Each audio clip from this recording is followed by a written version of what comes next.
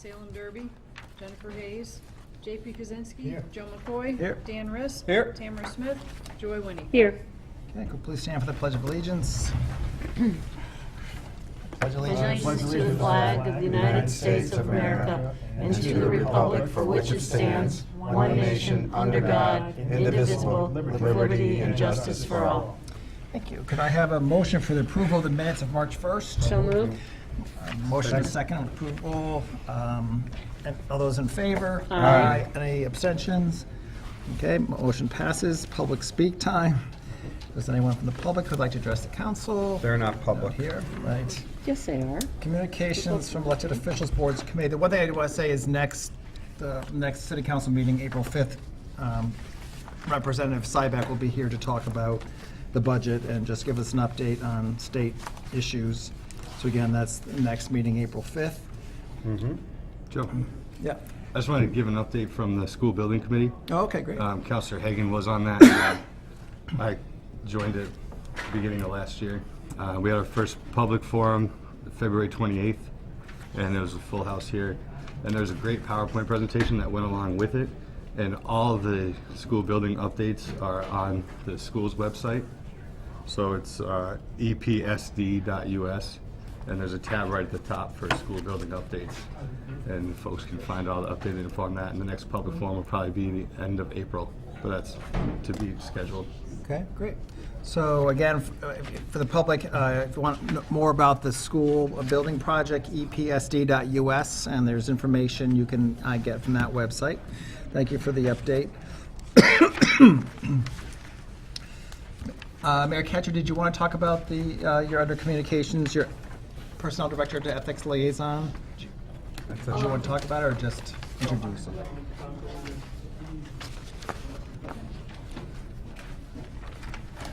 Thank Hello. you, President McCoy. So, as you see, this is just a formality. We use the personnel director as a liaison for exactly that, and we have a new director, so I just need to transfer that along. But while I'm up here under Mayor Communications, I wanted to share some what I think is really exciting news. We have, for lack of a better word, a new addition to a new employee to the police department of the K-9 group. I'm telling you, this has just been really exciting news. It actually has a name, Gino. And this is not only this is awesome. We actually have been borrowing K-9s in different instances. This will be for patrol and narcotics. Wow. And we have actually been using different areas when, area K-9s when needed. The chief was able to locate, and we applied for, and we were successful, and we received the grant, which is $25,000, but it covers the costs of the K-9 for 3 years, all kinds of costs, not only kennel, any overtime, training. So, but I waited till now because the K-9 has arrived. Yeah. So, I'm sorry he's busy tonight, so. Yeah, And he's actually starting school tomorrow, so he had to be home early. How old is he? So he's 15 months. His name is Gino, and I'm going to crucify his breed, even though there's no such thing as not a good breed of dog. I love every dog. So he's a Belgium Malinois. Malinois. I would pronounce it with a French last name. I would say Malinois. It's Malinois. So having a French last name, I would use that, but it's Malinois. And he's really cute. So actually, we have an officer that's been assigned to him, applied for the position, and was approved, and that's going to be Andrew Bolio, which he's just as excited as us. And just seeing the dog, he's going off to school tomorrow. And that'll have, how long is that, Chief, for the training? 8 weeks. So he'll be doing his Monday through Friday training.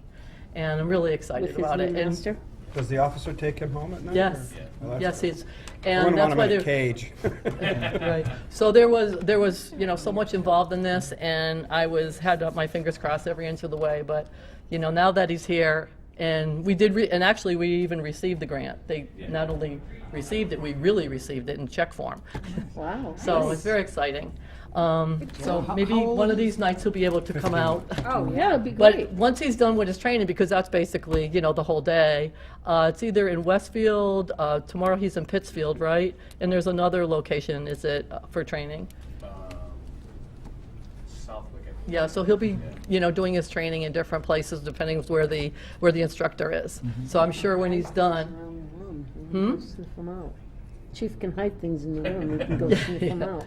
Put Do a a hamburger in a demonstration. well, so far he's good at sniffing food out of a pocket, which makes him a dog. Yeah, exaggeration. I So want you to know, I anyway- know a good veterinarian. And yeah, and it's been nothing but positive, and even donations that we haven't even sought out donations have already been coming in. But the grant itself is, to me, a wonderful grant because it pays for everything, even the training the training time that the officer uses.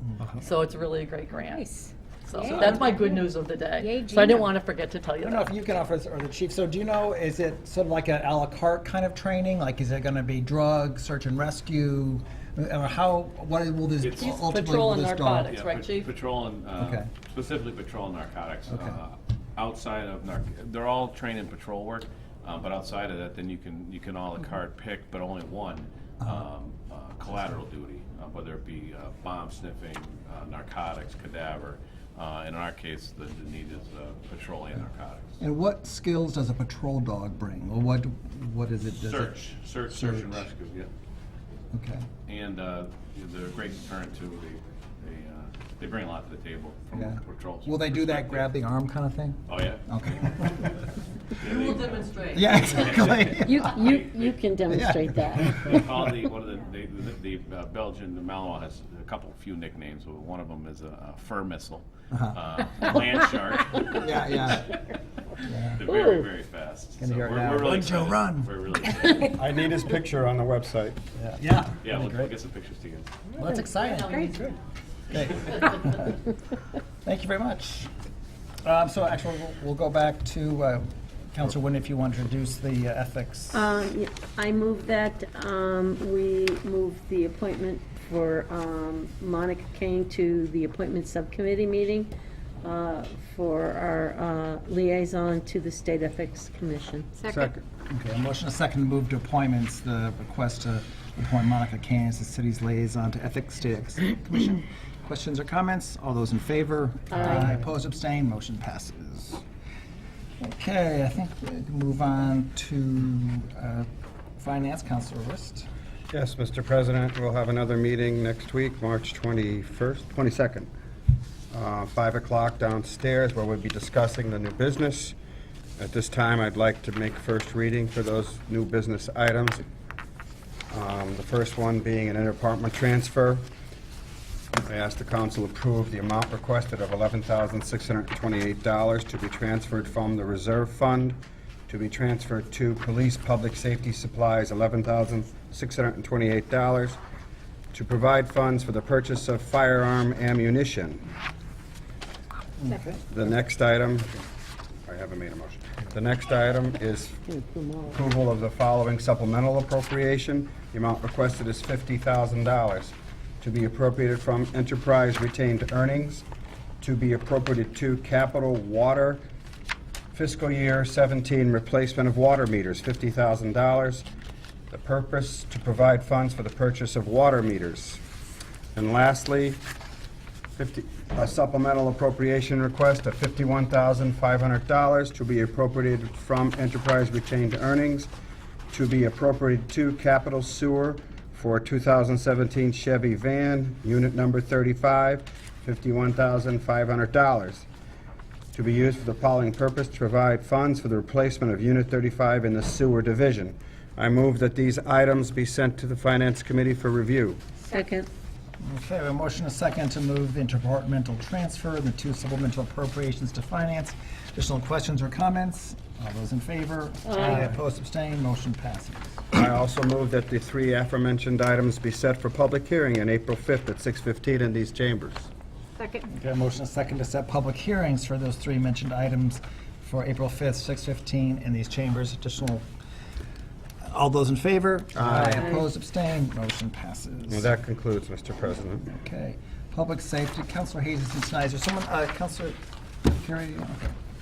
Okay. So we have a standing meeting now the first Tuesday of each month. We met March 7th, had a representative from Mobility to talk with us about that item, and also the Holyoke Street, Cottage Street crossing guard came and we talked with her about her concerns also. Both of those, as of today, are still ongoing, and we'll meet the first Tuesday in April, which I believe is the 4th. Okay. And then also, city I can clerk move the mentioned- Cumberland yeah, Farms. exactly, yeah. From new business, the fuel storage license application. I'll make a motion to move that to public safety. Second. Okay, there's a motion, a second, to move to public safety, the application for license for the Cumberland Farms. Additional questions or comments, Councilor Kwasinski? I had a comment on something. Oh, okay, we'll go back. Okay. All those in favor? Aye. Opposed, abstained, motion passes. Just, Councilor Carey? Yes. I guess the crossing guard had come to see you about the intersection in front of Nini's. Is that the? You have the same crossing guard? concern, she raised it to the full That's what she council. raised, yeah. I was just wondering if there's been any improvement to the situation since it was first brought to our attention.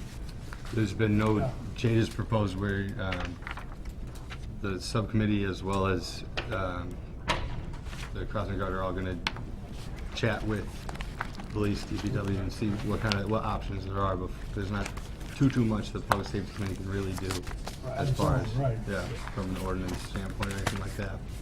Basically, the chief's here, so I was wondering if we might ask him a question. Is that Yeah, I appropriate? think- yeah, sure. We had talked about, the situation was the crossing. You have to fill me in, because Yeah, this the is all crossing, completely. yeah, I know. I have no idea what's going on. On the corner in front of Nini's, where the crossing guard helps children to school. Holyoke Street Holyoke and- Street. No, I'm familiar with the area, yeah, I'm familiar. Yeah, that's where the cars come around the corner, sunlight sometimes gets in the way. Is there at least a way that might make sense to put a couple of cones where at least, do we have a couple of cones that might help to alert people of that intersection? Sometimes people just come barreling through, don't even see the sign, and I think that was basically one of the issues. For the crosswalk, Counselor, what you're referring? Yeah, for that crosswalk. The speed is a little high for school time, The speed limit or the speeding cars? the speeding car. Speeding cars, they don't Yeah, see the, certainly we can. I didn't know where we get those. if We have we stop a lot of cars on Holyoke and Cottage Street, and my guys enforce that regularly. But we can certainly hone in on that crosswalk. As far as signs go, we've looked at this, or cones, we've looked at this and addressed it many times in the past, none of which seem to be a deterrent, and then they wind up being the subject of larceny most of the times. So, I mean, we can certainly discuss it in whatever format, but I would say we'll certainly start by, the simplest thing for me to do right now is put some enforcement down there with the crossing guard, and keep an eye on it for sure. And again, even that's a deterrent when we have availability in the staffing. It's a deterrent, but a lot of times it'll be short-lived until the cruiser's parked out there yet again. Right. But certainly we'll address all the above. Great, thank you. I mean, I I'm don't sure wanna- the committee may ask. We've Yeah, got I a mean, list of things we talked about at the meeting that we want to bring up. Oh, but okay. Also, I instructed her, if she sees people not stopping for kids crossing the street, to give you guys a call. Absolutely. You see someone most committing a definitely. crime. Yeah, absolutely. That's the Yeah, first call she should make. most definitely. And I'd like to come up to that, I think it's unsafe anytime. Like if you, at night, if you're walking there, to me, it's an odd location for a crosswalk right in the curve. From Nini's to the Yeah, convenience the store. apex of a curve Yeah. almost. She works on the other one on Oh, okay, Clark that's where she, Street. okay. And so that she sees this other one as an issue, an unmanned issue across the way. Right, okay. Doesn't the speed limit change to 30 at that point? No, 35? Down to 25, that whole 25. corner. I have to say this, and it's just personal. Everybody hates the blinking light, but the 20 mile per hour Waydard speed limit sign that's on Park Street slows me down, makes me remember. And if we could do that there, where they're going 50 down that straightaway. And all the enforcement in the world, one accident would be bad. I'd love to try and see if we could afford that, because it slows people down. It really does. That's just my I opinion. think all options are up for discussion for sure.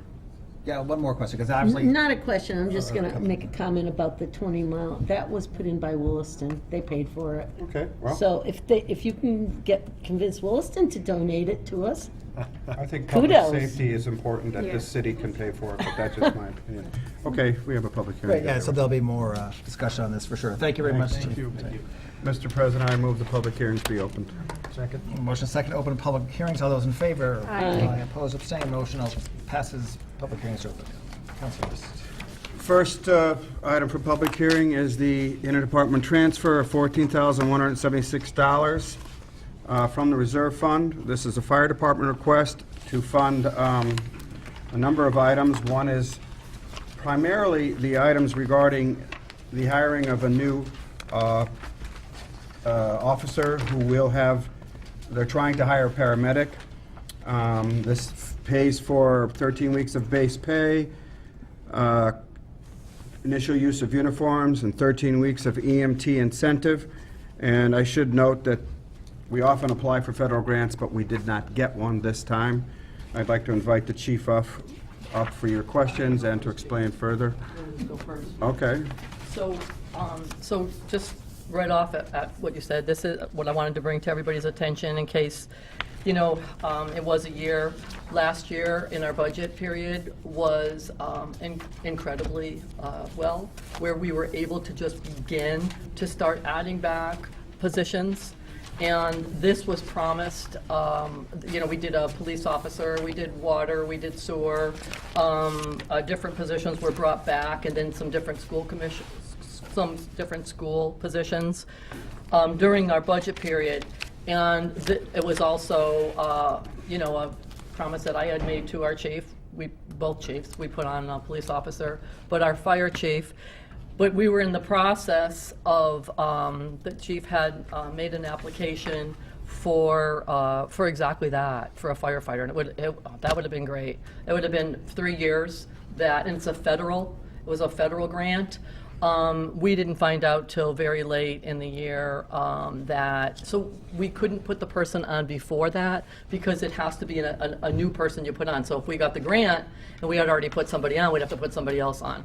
So we waited, and I can't tell you how disappointed I was, never mind the chief, that we did not get that grant. And we knocked every door down on that one. I hit, you know, Senator Warren, Congressman, I mean, everyone there was, Congressman Neal, you name it, our representatives, and all we wanted was one. Now you see the communities that get 9, so I was extremely disappointed, but you know, stayed up to my promise to the chief to put somebody in, and through, the reason this is coming to you so late, this will be in the next budget, by the way, the fiscal 18 budget. The reason it's coming to you so late is because the chief has to work through civil service, which is excruciatingly slow and painstaking, and that's why it's coming to you so late. Just wanted to, you know, you're thinking, why are we doing this now? So that's, just wanted to explain that.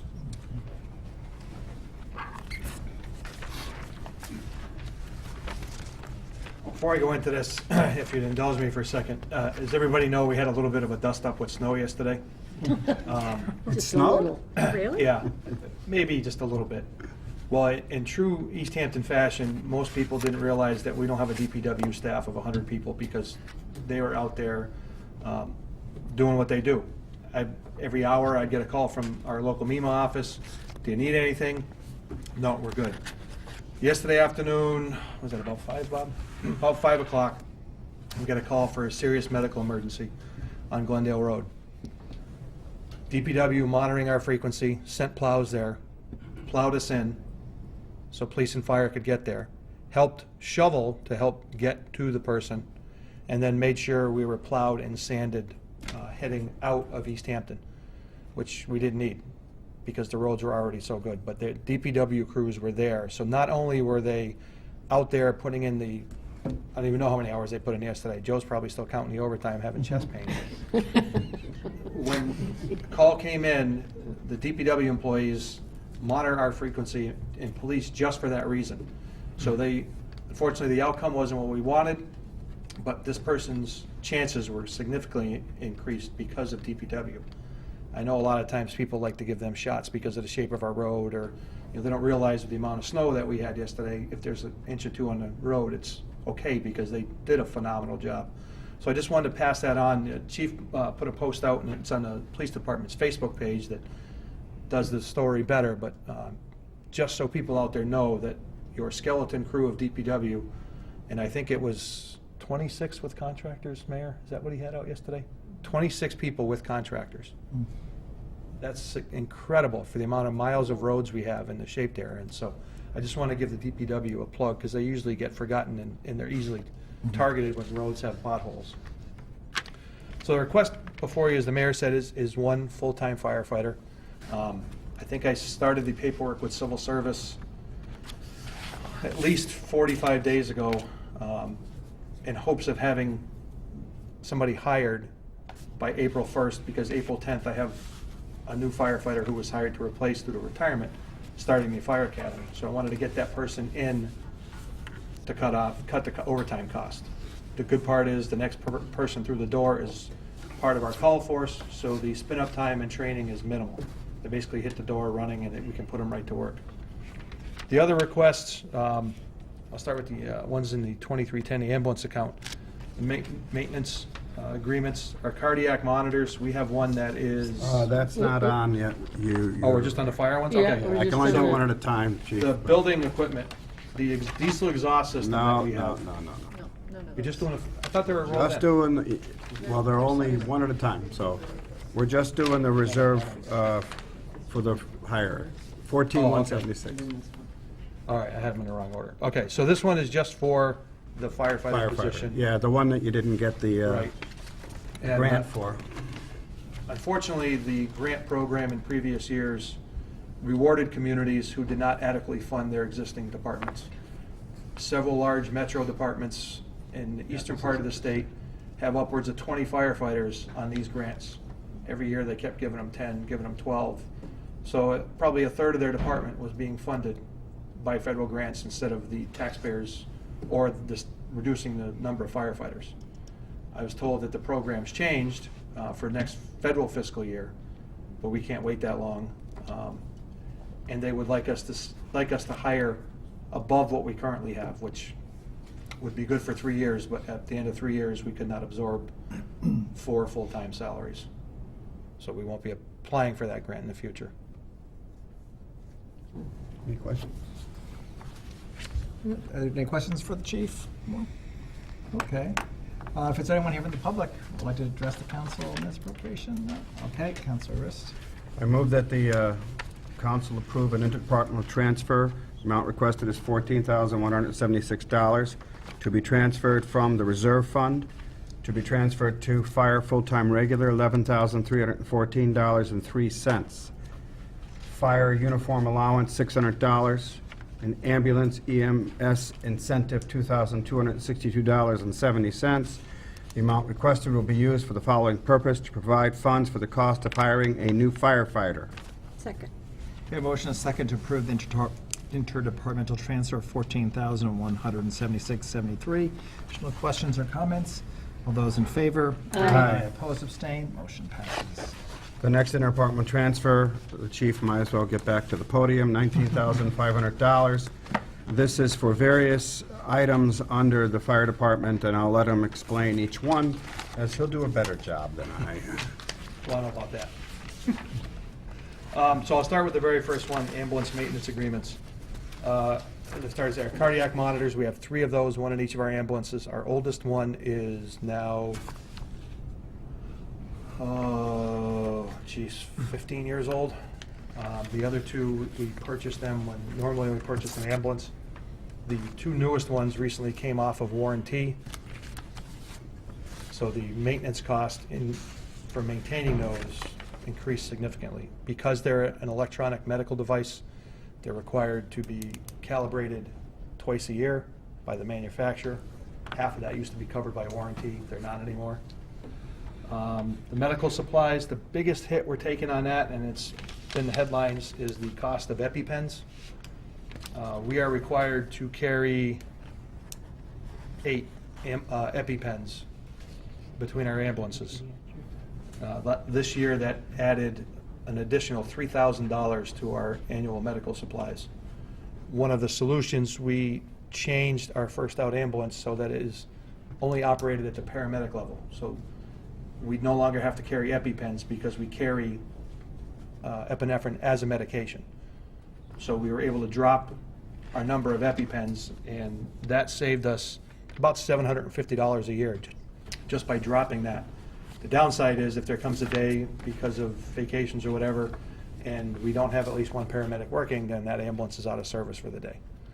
But chances of that happening with 18 paramedics on the department are pretty slim.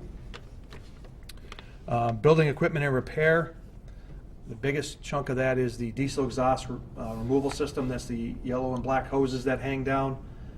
The main portion of that, it's a big blower motor that sits in the attic of the public safety complex, was purchased in 1996 and moved over when we moved in to the public safety complex.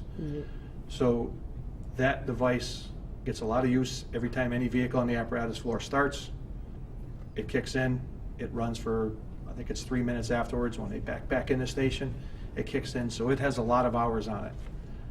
They just had a repair. We had the motor itself actually had a bearing go bad, and it was $2,400 in just one fell swoop to get that repaired.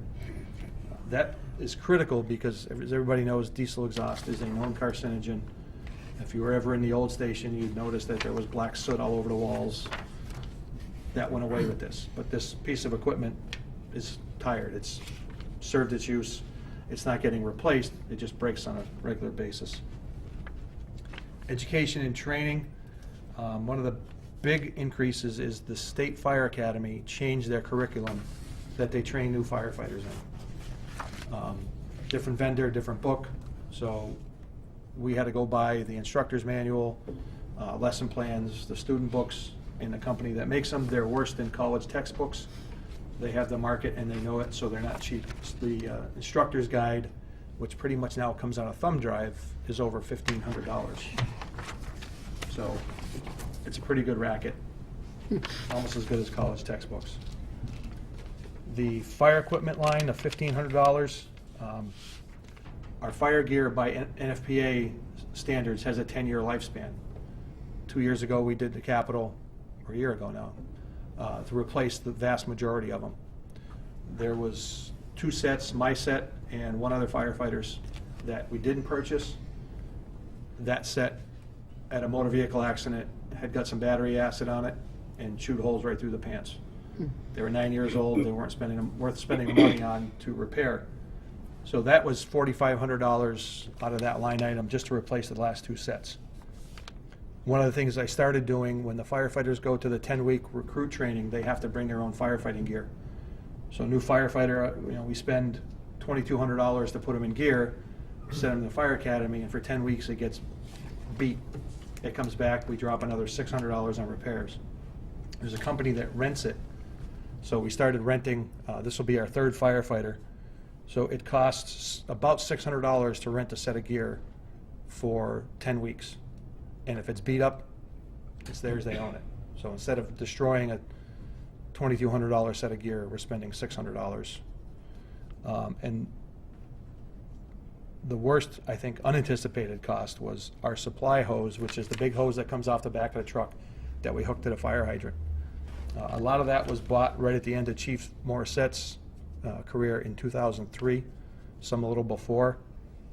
Last year, we test them every year. Last year, some of those failed. We had 4 of those fail, and they're 100-foot lengths.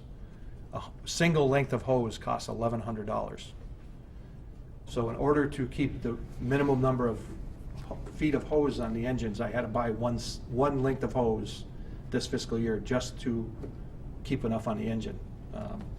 I think after college textbooks, fire hose is my next business I want to get into because a single length of hose is $1,100 for 100 feet of hose. So to put in for a grant for this current federal fiscal year to hopefully replace some more of that equipment on Uncle Sam's dime, but I had to buy one length just to get us back on the right number. And the last one, the $10,000 for the fire full-time regular.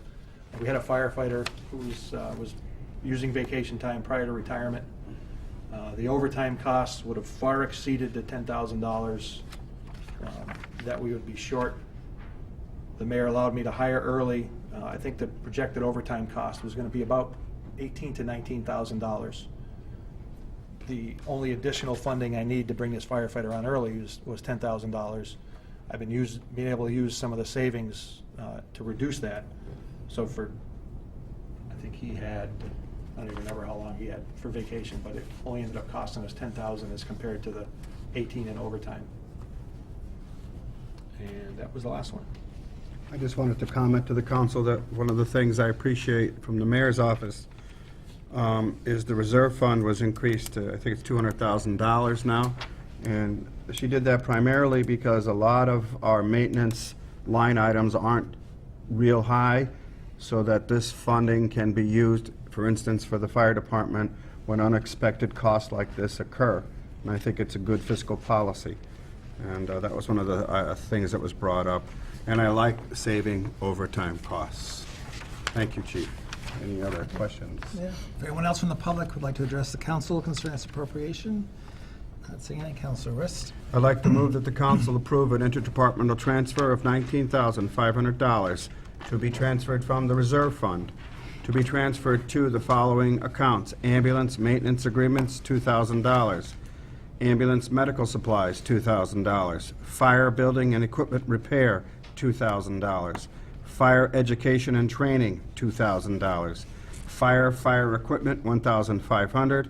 And fire full-time regular salary, $10,000, for a total of $19,500 to provide funds to the fire and ambulance departments for unexpected expenses and salary. Second. Okay, a motion and a second to approve the interdepartmental transfer, $19,500. Additional questions or comments? All those in favor? Aye. Opposed, abstained, motion passes. Now it's the police department's turn. We have a supplemental appropriation request of $46,760 to purchase a new Ford Interceptor utility marked cruiser. This is a SUV-type vehicle, which they've been purchasing. We used to do 2 in a year. We don't have to do that anymore. They are going to repurpose an older vehicle for our detective. I think it's the Crown Vic, am I remembering that right? That's going to the detective. Well, whatever vehicle is being retired, it's going to detective. And this is replacing Unit 9, which has 111,000 miles on it. Correct. I got that right? Okay. So it's nice that we can do at least one vehicle a year. They do put a lot of miles on them. And I like the fact, personally, that they're using sport utility vehicles. They're better in snowstorms. Chief? I don't have as many items as the fire chief did, I just need a cruiser. That's one big one. This is the one of 2 that we have left of the Crown Vics, and we're changing over everything to the Interceptors, which is all-wheel drive, and they're absolutely amazing in the snow. My patrol, myself, we were out all day yesterday and last night and through the night and the overnight, and we had no problems. We didn't get stuck anywhere in the snow, which is amazing to me, the amount of snow we had. Of course, following up on what the chiefs of the DPW did an amazing job. So this is, we're going to replace Car 9. It has 111,000 miles on it. This one will be coming fully equipped. It'll be a fully marked police cruiser. And we're looking at repurposing car number 9 potentially back to the police department. But if that doesn't go through, we've got some other options on the table that we may be able to use, which actually would be better than car 9 for our department at no cost to the city. So if that doesn't pan out, then we're going to repurpose car 9. Otherwise, car 9, the mayor does a really good job of soliciting. Yeah, soliciting the other departments to see who would be interested in it, not putting, you know, it won't be obviously on the road 24/7 like it is currently. Okay, any questions for the chief? Yes. I think we've talked about this before, and I think I know the answer, but I just want to bring it up again. So the grant for Gino Yep.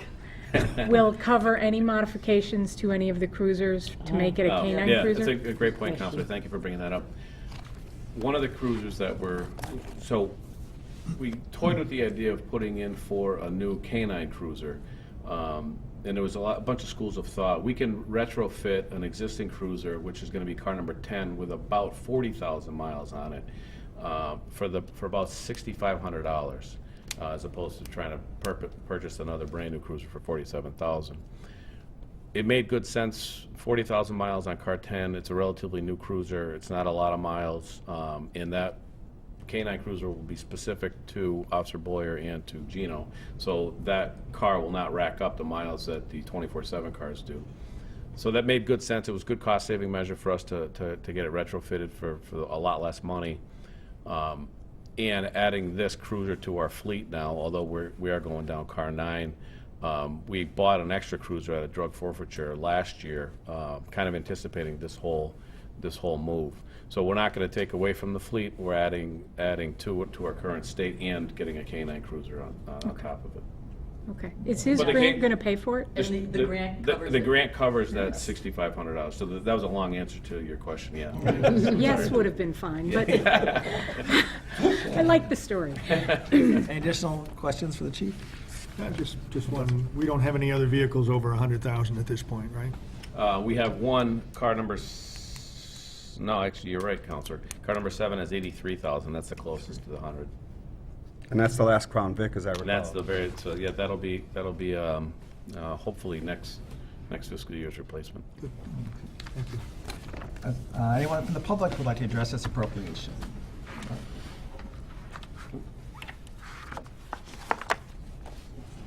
So I can vouch that anything recycled is well used. And as you've seen at any of the finance meetings and then here at the public hearings, if they don't go from the PD to the DPW, then what the DPW doesn't want, then it's looked at through the parks. What the park doesn't want is looked at in our general government side. So what we've been sorely needing is inspector vehicles, so that they can use the vehicles for their inspections, like, like the building inspector who was out daily doing inspections. And this whole purpose too is, I think it's really, I'm really happy to say that, these are capital. We're down to doing, and it's actually, it came up like, oh, we didn't do a cruiser this year out of capital.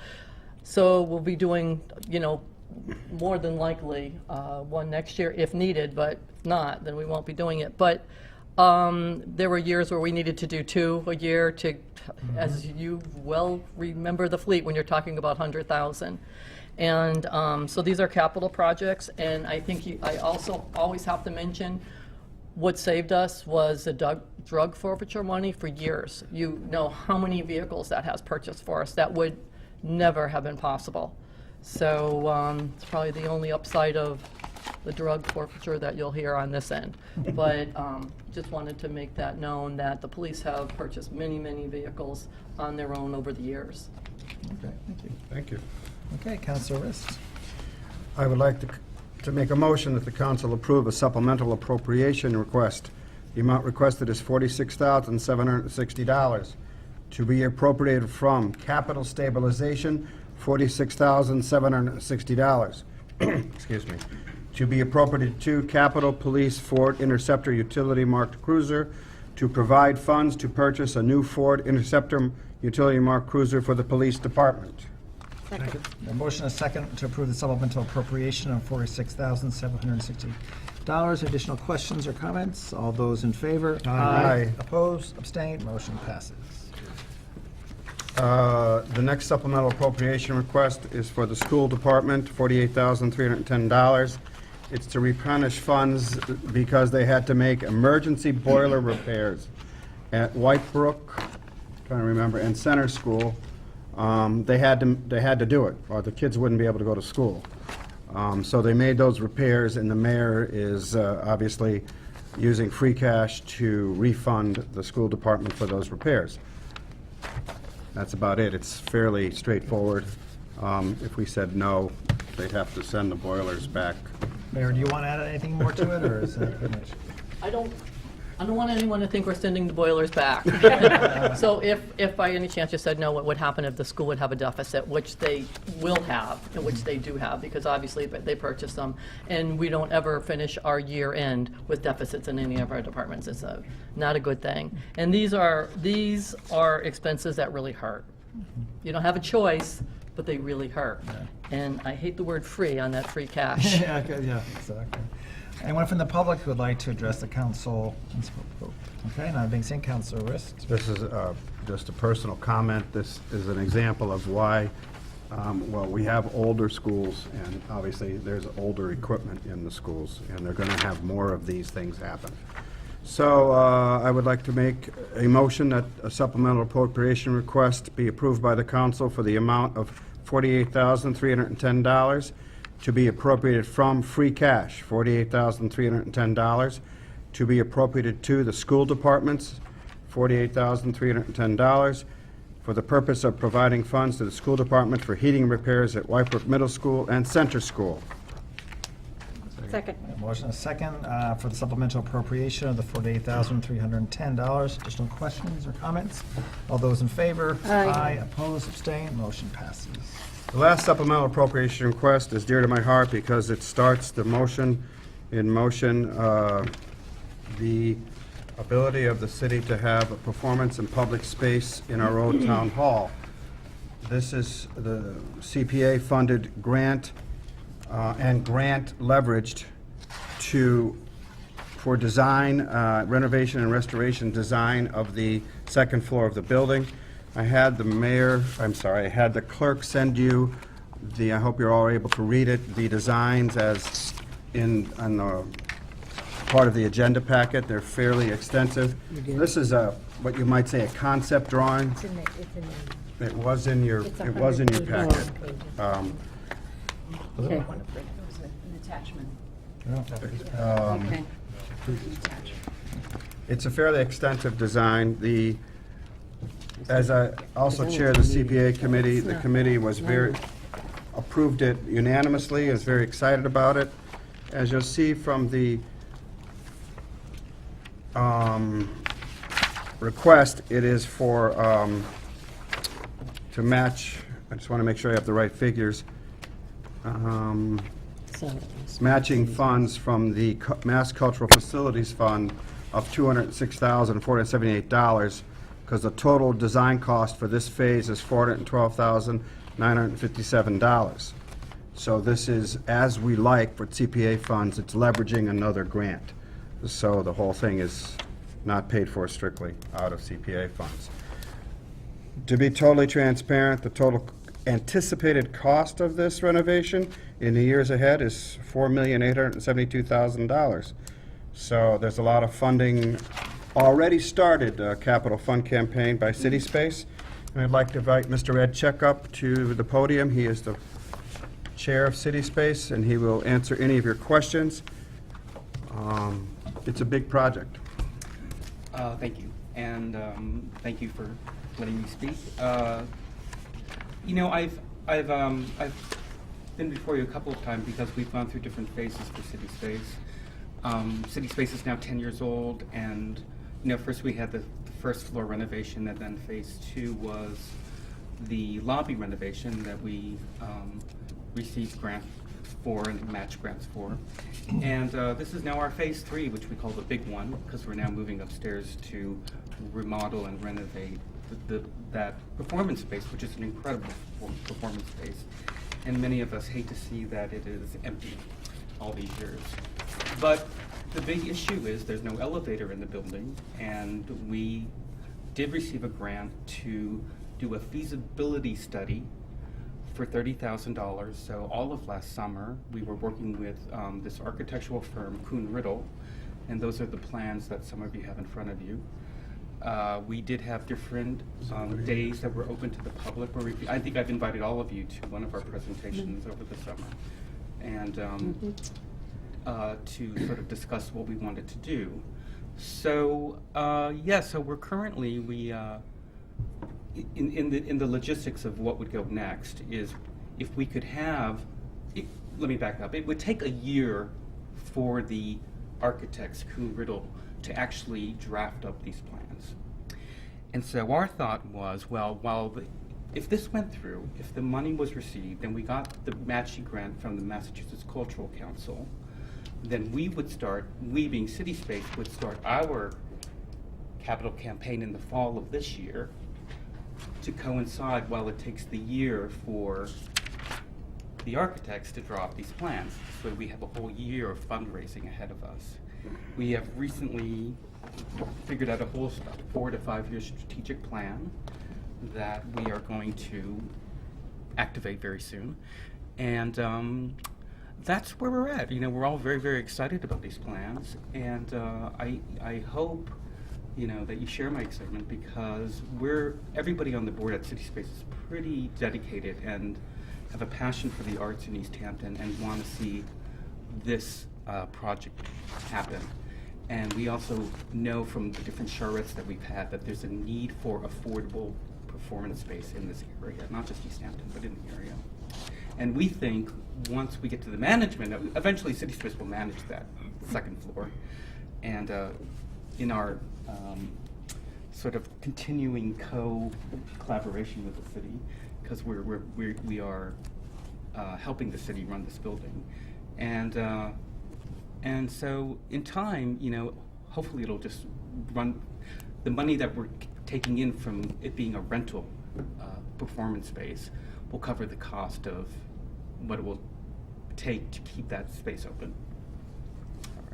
I just wanted to point out that they're not spending any CPA funds without the grant money. I mean, the grant has to be applied before they can actually put out, I don't know, if an RFP or whatever they need to do for the architect. So if anybody's wondering about that, that was one of the questions for the CPA. And the other thing the CPA is very excited about is this is an economic driver for the city. It'll bring people into the city, to our restaurants and to our businesses. So eventually, I hope I see this within the next 5 years that we can get this going, because we already have a great, in the summer with the boardwalk, we have a great city now where people are coming to East Hampton. This is just one more jewel for East Hampton to have.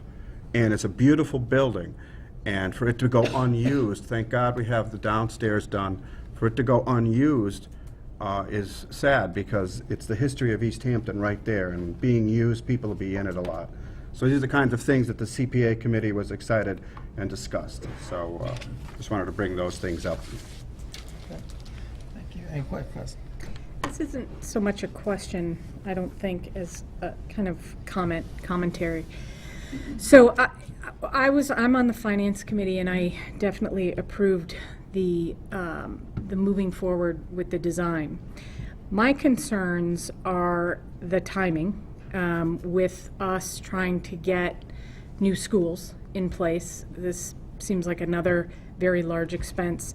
I'm also a little bit concerned around what I see so far in terms of design relative, and I know, and I mentioned this in the finance committee, I hate that elevator, the way it looks right there. I just hate it.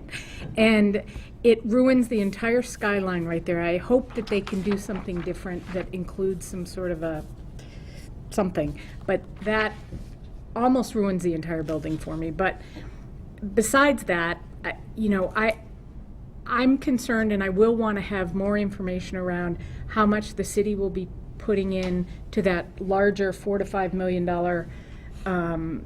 nut, if you will, to ensure that we're not asking our taxpayers to bear too much burden in light of the fact that we are, I think the school has to take priority.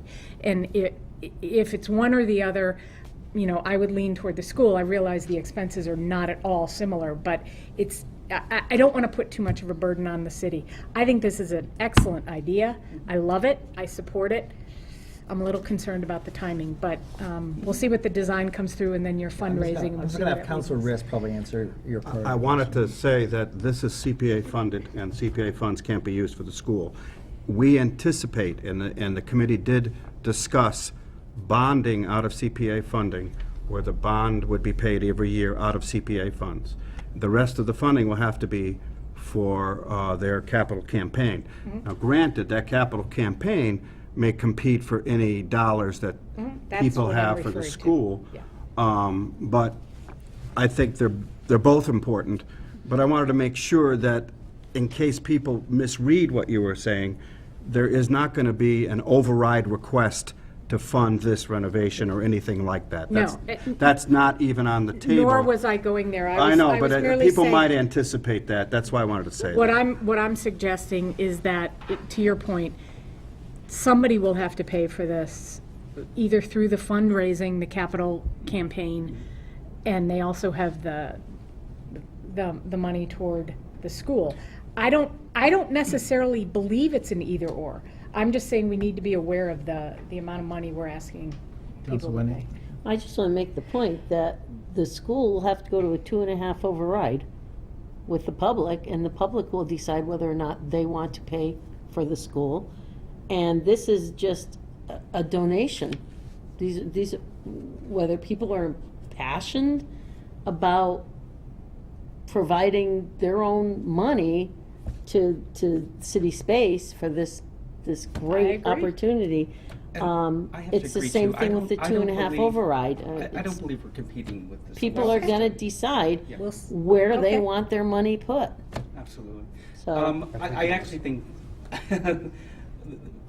each can support each other, and as I've discovered with a lot of things in East Hampton, and there's for our capital campaign, and we will hire a capital campaign manager and everything. We are discovering there are lots of other grants out there for us to apply for. We are discovering that there Great. are very significant tax breaks, and I've already submitted to Joe McCoy that if City Space had a longer lease, and usually it's over 40 years, that these tax breaks, which you sell your tax credits, are in the millions of dollars. It's quite amazing. So, when I first started all of this, I thought this was a little overwhelming, and I thought, well, I'm doing my civic duty here, and just to help out. But we've accomplished a lot in 10 years. Beautiful. And I really do believe, with this now 4 to 5 year plan that we have, that we can do this. And it's not going to be about making taxpayers pay for this. This is just about the love of the arts, people who are passionate about the arts, not just in East Hampton, but in this entire area, and an artist and performing artist wanting another place to be able to book their events. So the plan then, when this is all complete, is that performance artists would rent the space, It would be a rental house. and then they could or could not charge people to come and watch them, or absolutely. how do you envision it? The Academy of Music is a rental house. Okay, so that kind of a That's thing. A similar. performance would go on. Right. They would pay us rent. They would charge patrons. Right, and it would be a sliding to scale depending Okay. on what the nonprofit Getting is. people into Is it town and for-profit, into you know. city. Okay. Yeah, and I don't think it's only, and then it's also, I just want to be, our mission is just one sentence. Our mission is to restore, preserve, and manage Old Town Hall as a vital center for the arts in the city of East Hampton. And those are the three, restore, preserve, and manage. And we're going through a lot of the restoring part of it because the building is forever needing care. And preserve is similar. What we're trying to open up that second floor, and then eventually we'll be able to manage it. And there is a business plan here to make it run by itself. That's not going to cost the city money. That's great. I mean, I'm all for it, as long as we're not, going to be asking folks for a lot of No, I don't think money. so. So I'm excited to see the design, as long as the elevator gets fixed. If you give I don't us mind 2 the million, elevator. there's I would already hate it. 2 million. I don't mind it. We don't have to raise. I've been here my whole life, whatever. Melissa, Okay. did you? Council Kuzinski has a question. I think it's great, all the work you folks have been doing. I look forward to moving this forward. I just wonder if maybe we're moving just a little too quickly for our fiscal responsibilities. To just take off a little bit on Councilor Coniff's start. I know it's CPA funds and not general funds from the community. And I know we have it sounds like you have a business plan. I didn't see that in the packet. Was that sent to us, the business plan, the 4 to 5 year plan? No, I don't think it was. I would love to see what the thoughts are on just the economics of this whole project before I vote on almost I think it was almost $250,000 here for design for an item that's going to end up costing somewhere in the area of close to $5 million, and not to have a handle on how much are we really asking, because I see this vote as, well, we're just throwing the money toward the 5 million, it'll be a little over 5 million. It's making, to me, a commitment. I think that's unfair to to move say it. that you're throwing it away. No, I didn't say away. I said throwing it toward the 5 point, which will turn out to be close to a little over $5 million. I see it as like pushing it over the waterfall. It's coming, okay? I don't want to spend $250,000, $200,000 without knowing what the fiscal plan is Right. as to how this is going to operate. Right. Because I see us moving in that, it's, to me, a commitment to move in that, in this direction. Now, as opposed to 2 years from now or 3 years from now. So I certainly would love to look at the plan. Well, no, and that's If that's something certainly that's, accessible. that can be shared. To me, it's riding a wave of energy right now that is in this city. And to me, that is more positive than letting this space sit empty and then hoping for the next wave of energy to come along. It's here now. You have very passionate people Yes. on this board volunteering their time to go out and ask people for a lot of money. They're calling us saying, I'll help. And to not take advantage of that moment and that energy would be far more devastating. I'm not suggesting we not take advantage of the energy or the moment. I mean, today, to make a decision without having reviewed the business plan, to me, I don't feel comfortable with making that sort of decision. You know, in another month, the energy, I hope, would still be there. Well, we could send you the business plan that we send to the grants that we're applying for. It's the same, it's the same thing. I'd love to see it, because it's really a huge commitment. I would hate to see our community say, look, we love the CPA, but we want to back off from the CPA percentage that we pay, especially as we consider new schools. People can consider new schools, but the public can vote to back off from the surcharge amount that we have. That is something that can be done. It's not gonna happen.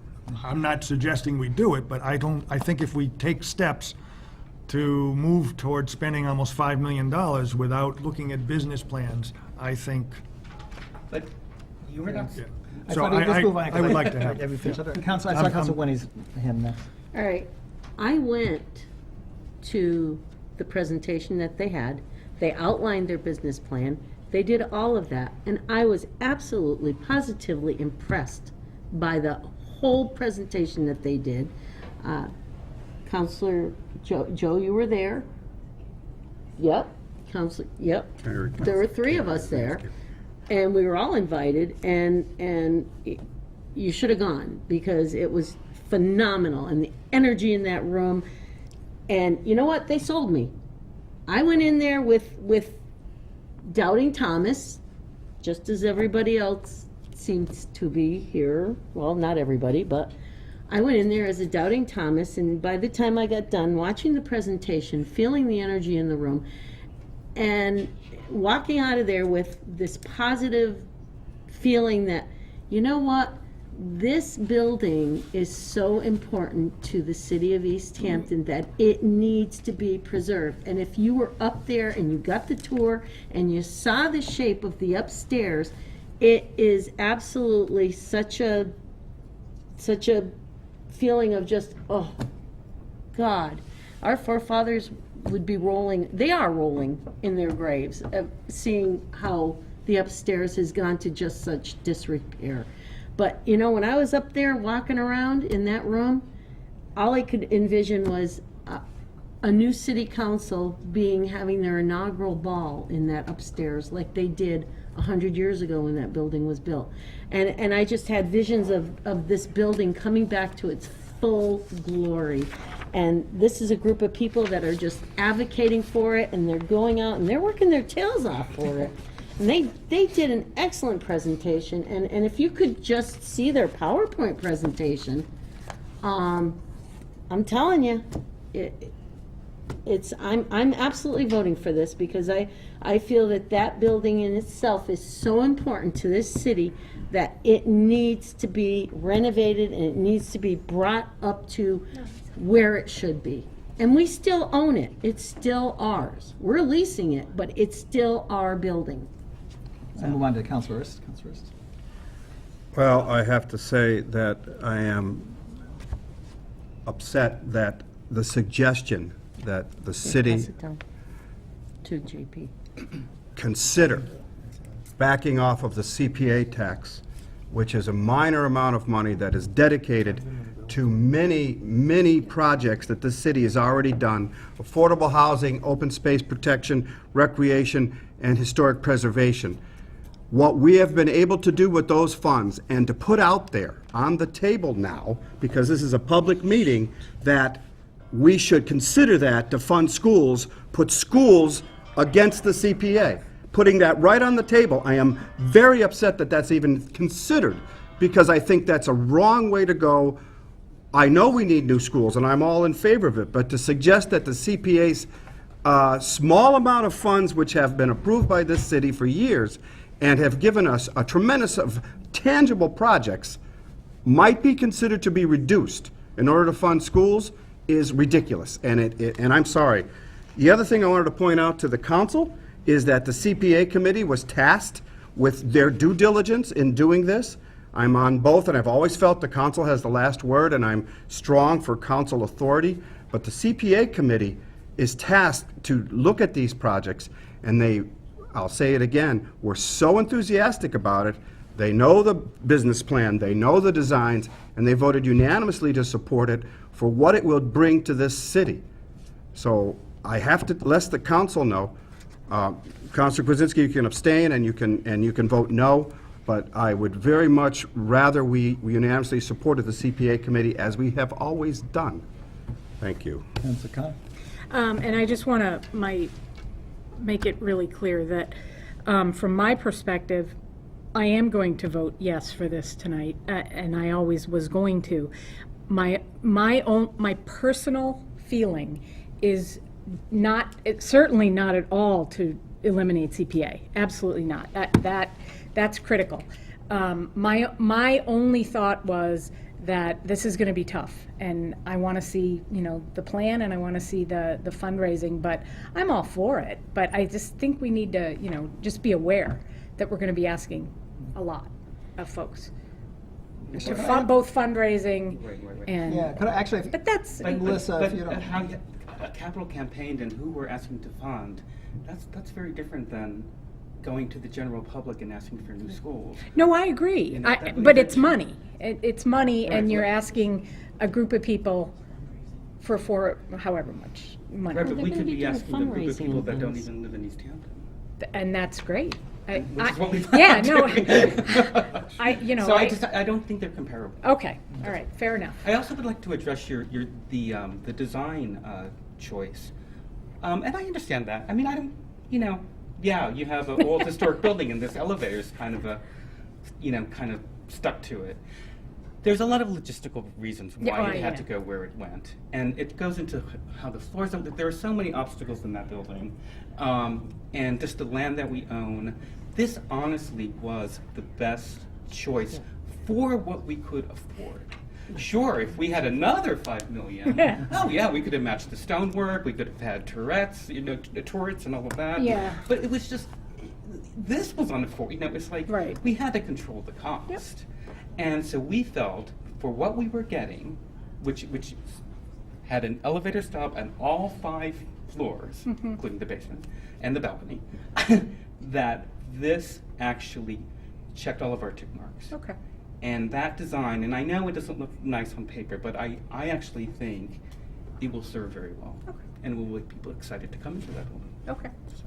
Yeah, I guess I was, the first time you brought that up, I thought this organization is almost as close to being independent of the city as it can be. Because am I correct that you maintain with your rent, you pay the utilities? Is it pretty much your Basically, self-sufficient? we charge the tenants, And then, And then you and then can- we have a You're, lease. you have a lease, we're the lessee. Right, yeah, lessee. right. So I mean, I never, until Counselor Connor brought it up, because first of all, CPA money, as was sort of alluded to, you can't use that for schools. This Right. is, No, this is things for that's- arts, so that someone, I think majority of people, when I know I pay my taxes, I think some of that money is gonna go for some of these things, and to me, this would be a wonderful project for it.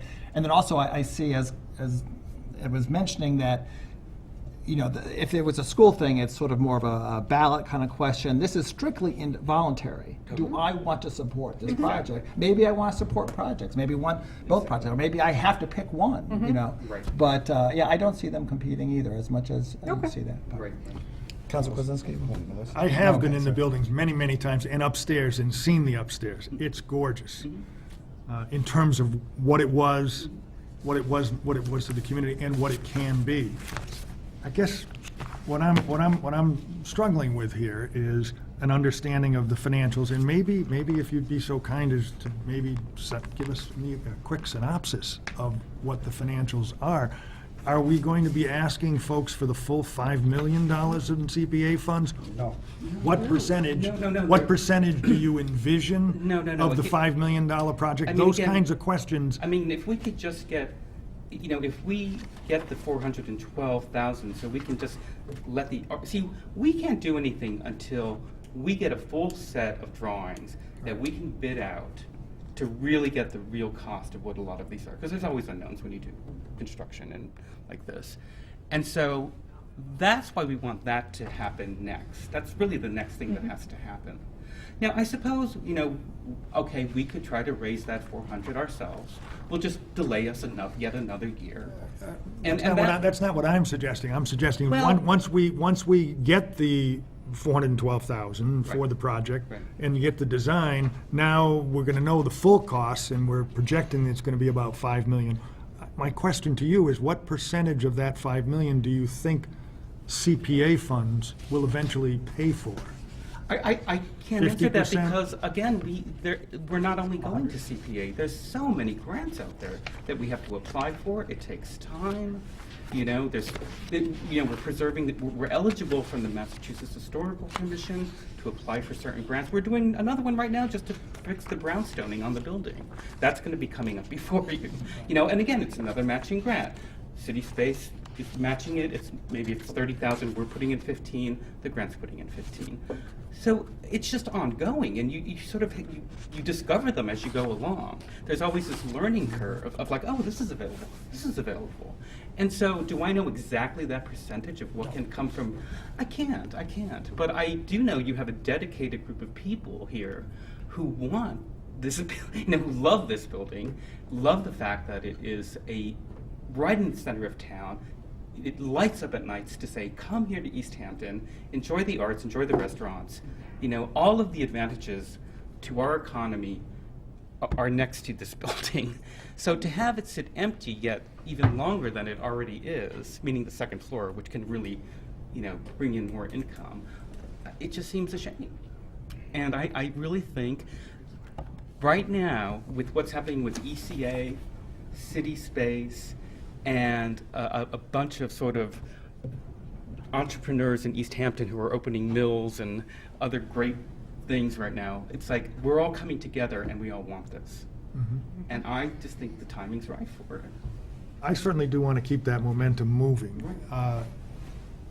And yes, this is still a preliminary step, and you're saying you're researching additional grants. Well, for instance, yeah, we all, that's a never-ending, I'm not sure what the question is. No, there wasn't a question. I'm telling you I- my you know, thinking process. I mean, I'd Mike- like to see this move along. Mike Tausnick is on our board. Mike Tausnick and I sat down for the Massachusetts Cultural Council grant. They asked, what is the business plan? So Mike and I sat down in my kitchen one day and sort of handed in an 8-page document. So we're not doing this blindly. There's a lot of thought and research going into this, which is why we have our strategic plan now. That's very exciting. We know what we have to do at what month and at what year, or what is the expectation. Where should we be? We have a goal, and this document gives us a goal. That have we met that goal? Are we still on track? And we can review it and then assess from that. Thank you.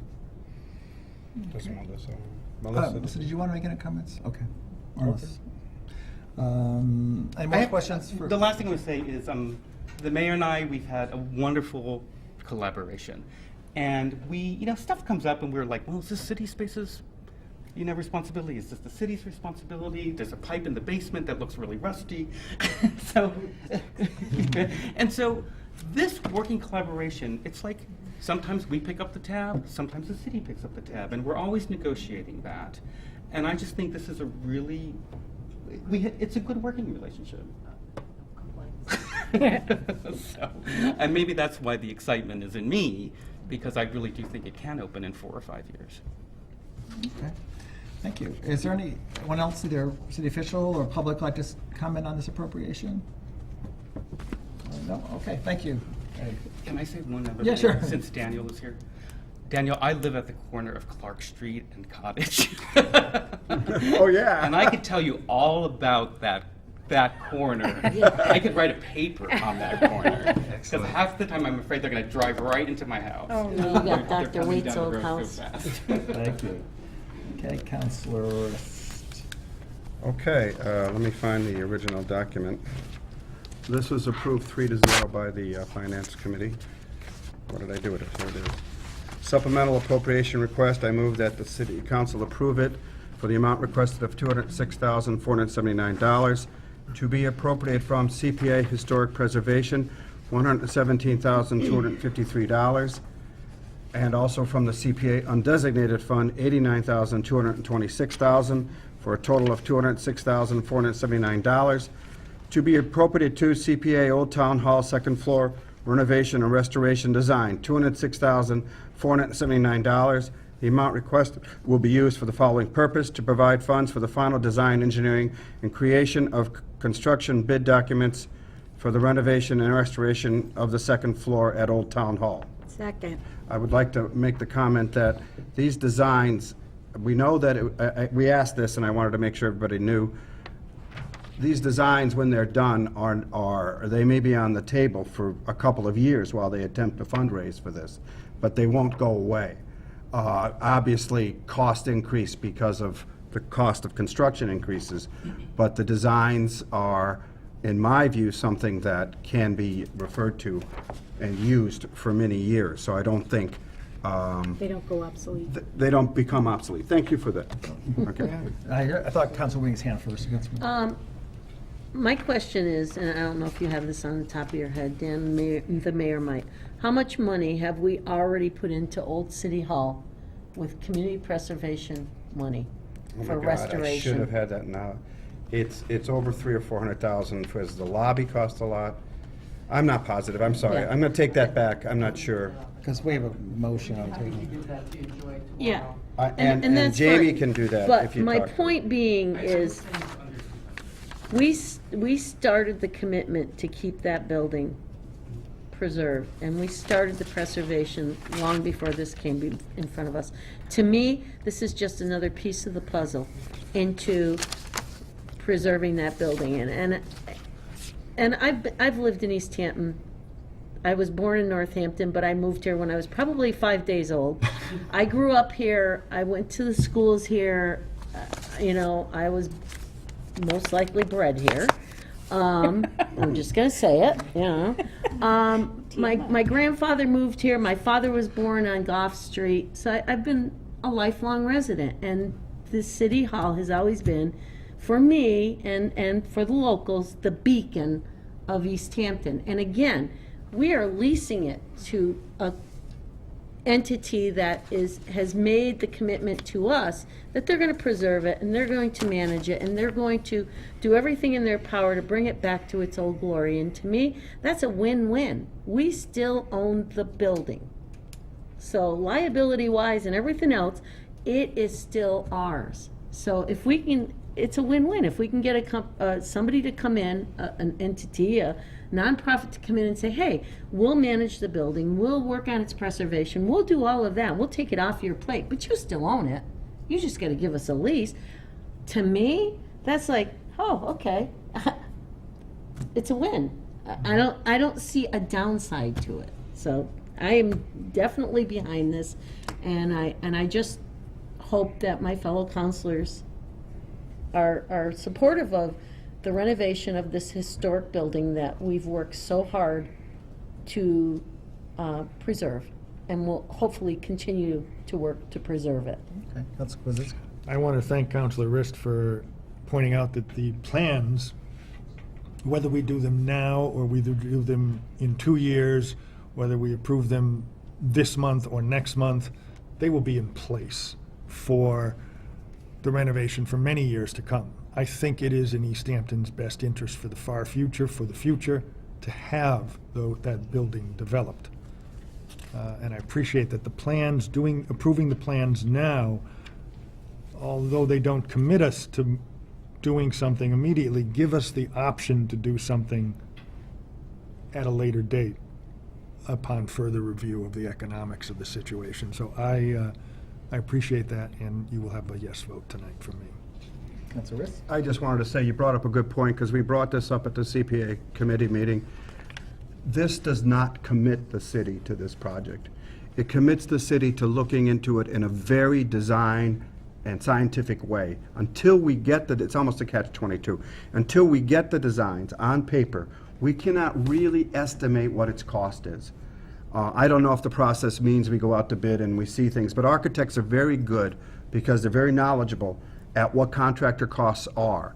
So once they get the designs, like the mechanical drawings, they get everything they need, then we can get a handle on what this is really going to cost. So just to go back to what Mr. Check said, we can't tell yet what it'll cost. They have an idea. And I brought up the fact that we could bond out of CPA, and we estimated, and just to throw it out there, figure of $2 million at most. But that can be afforded, given that right now, after spending quite a bit this year, we still have $800,000 in the CPA fund. So, and we're getting funds every year from the state. So it is something that can be afforded, not the whole project. I never thought we would do that, and I wanted you to know that. But the business plan in place is excellent, and I would encourage Mr. Check to send you and all the counselors that plan that you submitted to the Mass Cultural Council. It would be a good thing, because this is going to come before us again, and the city is going to be well aware of it after this meeting. And I think it is a very worthwhile project, but I just don't want the people to feel, and I kind of apologize for being a little upset before, but this can't compete with the schools. They're both very important projects. We can't put it out there that this is a competition for funds. They're separate entities, separate funding mechanisms, and I want that to be there. I think they both are important. That's all I want to say. Thank you. Okay, and Councilor Carey. I just want to say that the presentation over the summer that Councilor Winnie mentioned was excellent, and I really appreciate the invitation, and I was happy to be there, and I learned a lot. Also, I think that this vote tonight is great. It's exactly what CPA funds are for, historic preservation for a historic building. And I love that it's contingent on a matching grant. This is a $413,000 project, and we're looking at $206,000. Okay. So a motion and a second. Everyone's commented, so all those in favor? Aye. Opposed, abstained? Motion passes. Mr. President, I move the public hearing be closed. Second. Motion second to close public hearings. All those in favor? Aye. Opposed, abstained? Motion passes. Mr. President? I think we got as far as, I'm sorry, could I just go off script just for a second? Could I ask Mr. Check Mr. Check, Ed, if you Yes. could make your presentation that you gave that night available to maybe CCAT and get it up on the East Hampton cable? Oh, Could you do that? yeah, I have to redo that. like, Yeah, get that- in touch with them. Yeah, that would be great, because I think then the whole city, in the people in the city would get, Yeah, that presentation would be good. Put together by the architect, so I just have to. Okay, that's fine. So if you could try to get that up there, that would be really, really good. There were Thank three. you. There are three set of documents that were submitted to the CPA committee. They were PDF plans, one of which was the one that I asked Barbara to give to all of us. I've asked Jamie to see if they could be put up on the website, so that when you click on CPA, you can go to them. And you'll see exactly the PowerPoint presentation goes in, it may be more detailed. a better presentation, but the details will be there. There's a number of things that I didn't even bring to tonight that are available, so I'm hoping that gets on the website for the city to see. Thank you. So I guess we're still in standing committees. Yeah. Councilor Carey, did we talk about, did we do public safety? Public safety, concluded, okay. Appointments, Councilor Whitting. Yes, we will have our next appointment subcommittee meeting on April 5th at 5:30 downstairs, as our city clerk determines the room, to review the mayoral appointment for the city's liaison. Okay. And that is all, thank you. Thank you. Ordinance, Councilor Kwasinski. We did have an ordinance meeting on Wednesday this past week and discussed basically two of the items. First one was the plastic bag ordinance, and it was my impression that Councilor Smith was saying that because this ordinance, the way it was presented, the way it was discussed, seems to be, again, a top-down measure rather than a bottom-up measure from the community, something that was presented that she may be asking for withdrawal of the item. Just wanted to let you know, give you a heads up that may be coming. It wasn't definitive, but we discussed the matter, and we're wondering if we needed to have a greater support from the community on the item. It was my impression, however, that we had made a lot of progress, at least amongst the members of the subcommittee and the folks who had come to talk to us. So that I would love to see this go forward. After we discuss this, I think we're in a society is very disposable, and we need to kind of rein that in, and I think East Hampton is ready for that. And looking at single-use plastic bags would be one of the ways to rein in our wastefulness. So the thought was, how do we bring along the whole community? How do we get everyone really involved in the subject? And one of the matters that we discussed and came to at the meeting was to say, well, maybe we should come up with an ordinance and put it on the ballot rather than vote it at city council. By putting it on the ballot, the possibility would be that it would get the community talking. Really what we need here is education on how to better use our resources, bringing canvas bags, not using the single-use bags. So that, just wanted to bring everybody a heads up with that's where we're at in the committee with regard to single-use plastic bags. With regard to marijuana implementation, I think we're still looking at April 1, 2018 as the date for, the earliest date anyone could get a license to sell marijuana in the community, recreational marijuana. We're still looking at all the laws. There are a variety of different interpretations. There was a huge meeting this past week among municipal lawyers out in Worcester. I'm hoping to get some additional feedback on that meeting. For example, one of the items is that the existing facilities, if there is a medical marijuana facility in the community, that facility has the right to operate a recreational medical marijuana, a recreational facility in the same area.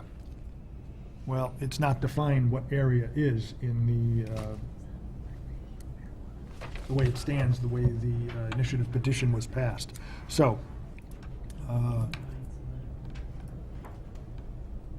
that could mean zoning area. Here in East Hampton, the current zoning is mill industrial, industrial, and highway business. So there's a lot of issues that still are outstanding. We're hoping to meet again next Wednesday. But that's not definitive yet because we don't have all our members here. That concludes. That's okay. Well, back to you for property. No report. Okay. Rules. Council. When are you planning on holding your meeting. I'd for actually the hoped to lease. be able to schedule it, but I see that Counselor Hayes isn't here, so we'll have to get together with all the committee members to decide. Okay. I had a question posed to me, emailed to me. Somebody emailed me that question, and so it's in committee, so. Okay, thank you. And Rules and Government Relations. report, Mr. President. Okay, and the ball field naming has been taken care of, so I think that was all. And, They're meeting next Monday. right, but so they should be off our agenda, right? No, is there somebody on? Oh, the- until they exist, until Is as long there as they somebody, exist. a counselor on our committee? Mhm. A counselor on Oh. the committee? No. So how do we get reports? Just by the Oh, minute? they'll be coming back to us. Yeah, they'll probably, with their recommendation, right, yeah. See, this is a rules thing. This is a committee of the council. So they're supposed to report to the council, I don't know, at least once or twice before they name. But I know two of the appointees are from the mayor, so it's not strictly. No, but it's a council committee. It's a committee on the council, right? So I'm just curious. Yeah. I don't know. Well, I'm sure we'll make sure when they want to talk to, Dave Matter. he's the chair. Well, he could. Yeah, make sure that he can come in and give us a report. Yeah, they're meeting next Monday at 7 o'clock. Next Monday at 7, okay.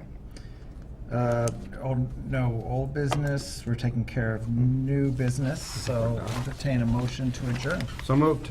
Second. Motion to adjourn, all those in favor? Aye. Opposed, abstained, motion passes.